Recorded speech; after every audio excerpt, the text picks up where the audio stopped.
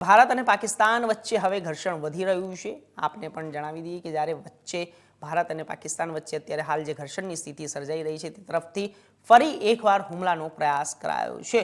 સૂત્રો તરફથી મળતી માહિતી અનુસાર પાકિસ્તાનને જમ્મુ અને એસટી પંજાબ ને રાજસ્થાન ડ્રોન હુમલાનો પ્રયાસ કર્યો છે। જમ્મુમાં પાકિસ્તાન તરફથી કરાયેલા ડ્રોન હુમલા કરવામાં આવ્યા હતા। જો કે ભારતીય સેનાએ દુશ્મન દેશને તમામ ડ્રોન તોડી પાડ્યા છે અને સામામાં પાકિસ્તાન તરફથી ભારે ગોળીબારી કરાઈ રહી હતી।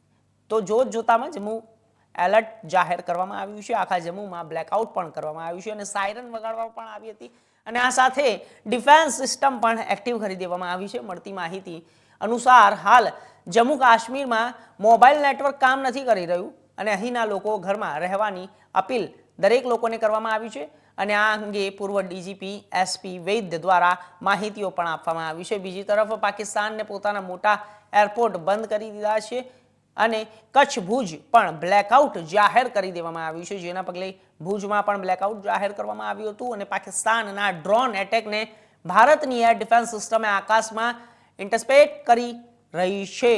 એટલે કે ભારતની મિસાઇલ સિસ્ટમ આ ડ્રોન અને આકાશમાં જ તોડી પાડી રહી છે। ભારતનું કાઉન્ટર ડ્રોન સિસ્ટમ પણ અલર્ટ છે। સુરક્ષા એજન્સીઓએ પુષ્ટિ કરી છે કે જમ્મુ એરપોર્ટ સાંબાના આરએસપુરા અરણ્યા અને પડોશી વિસ્તારમાં પાકિસ્તાનથી 8 મિસાઇલો છોડવામાં આવી હતી અને તમામને S-400 દ્વારા તોડી પાડવામાં આવ્યા છે।